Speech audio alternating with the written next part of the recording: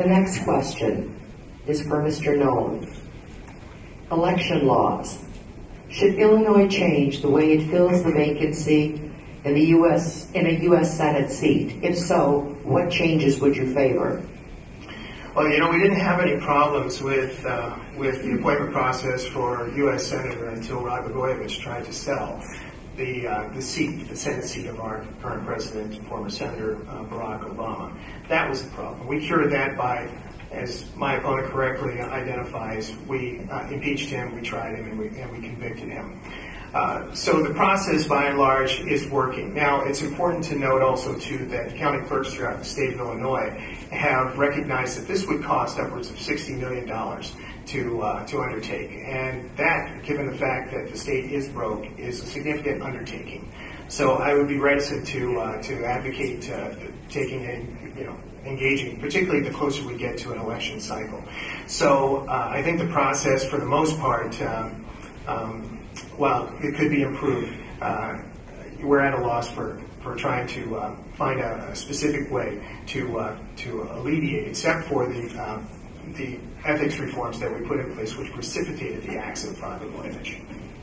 Mr. Rauschenberger. I would generally support appointment of a replacement U.S. Senator until the first general election anywhere in the state that was the entire state, whether it was a municipal cycle, any cycle that had a general election that's when I would replace them. That's not under law today. I don't think that the appointee should serve until the next fall general election. I think we ought to, as the earliest possible election that's already established, we ought to replace the U.S. Senator. But I basically agree with Senator Noland. The special election for the U.S. Senate is an expensive undertaking. Follow up, Mr. Noland. Well, we find that we agree on something here, and I imagine I'm hopeful that it won't be the last thing.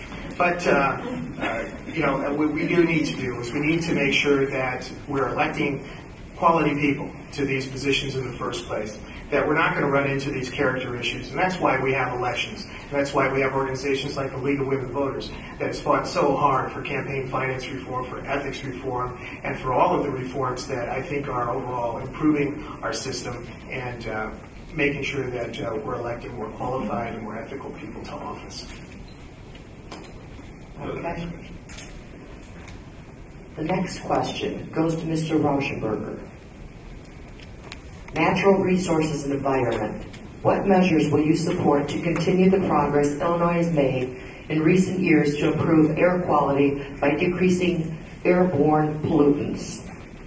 Well, I think it's important to note that we have had a lot of progress in the United States on cleaning up the atmosphere over the last 20 years.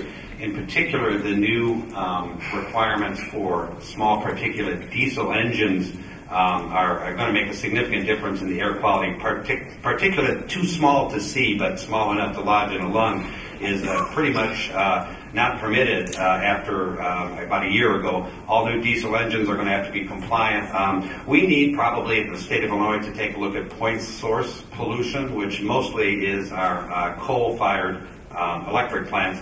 And as those plants reach the end of their useful life, we need to, I think, be thoughtful about replacing them with alternative energy. In particular, I think we have a rich tradition of nuclear and an opportunity to expand our nuclear capacity at the same time. Anything that reduces the airborne particulates is good for all of us in the long run.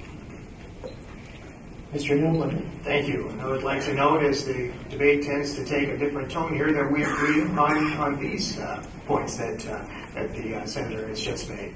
I serve on the Energy Committee, and my background is in economic and environmental geography, academically speaking. So these are issues that have been of great concern to me for quite a while.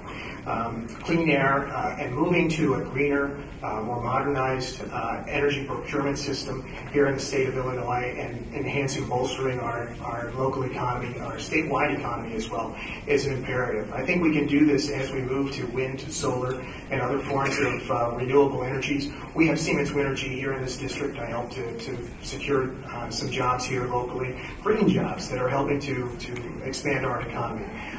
Solar is also another important avenue. We have companies right here locally that have entered into that market.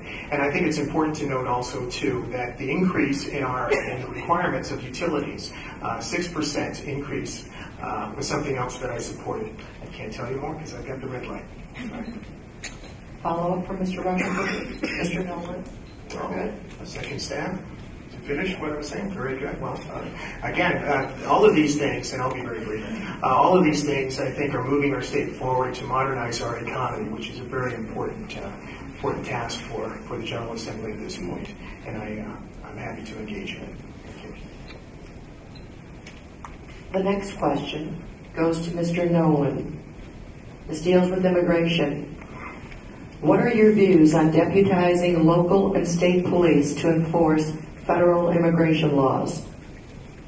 Well, given the state of our budget and the fact that the state is broke, it's going to be difficult to bring such significant resources come to bear on local enforcement. This is something that will probably busy up our police and probably other public safety officials. So I'd be a little bit hesitant to enter into that enterprise. But I understand the frustration that folks have. What I would like to see, though, is just to bring resources come to bear rather than trying to bear down on enforcement and busying up or clogging up our criminal justice system. I'd like to provide disincentives for employers. I'd like to go after employers who knowingly hire undocumented workers.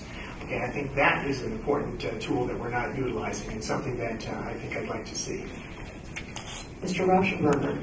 I think that before a state legislator would engage in local policing, it would be good to talk with our police chief and find out the perspective both in Elgin and Carpentersville, in Hoffman Estates and in Streamwood, et cetera. But the thought I guess I would have is that we might be best off looking at a bifurcated approach. There's no reason, for example, I think that senior officers and detectives and people who do desk jobs shouldn't be trained, and I would make sure that the patrol officers were focused on direct enforcement. We don't want to create an atmosphere where people are afraid to come forward with situations and crimes that take place, but at the same time we are a major area of immigration, and having staff in our police forces that were trained and could deal with immigration issues and understood the federal rules makes a lot of sense to me. Yeah, no, I would say I know that this is a very sensitive issue, but I think what we need to do at any level, whatever elected official is serving at whatever level of government, we need to approach this in a firm but fair manner. And I'm not convinced that we're necessarily doing that. You know, people on both sides of this issue are correct about the way that they feel, and you're not necessarily racist if you take a position that says, hey, we need to do something. I'm not sure exactly what that something is, but I'm open to listening to your views.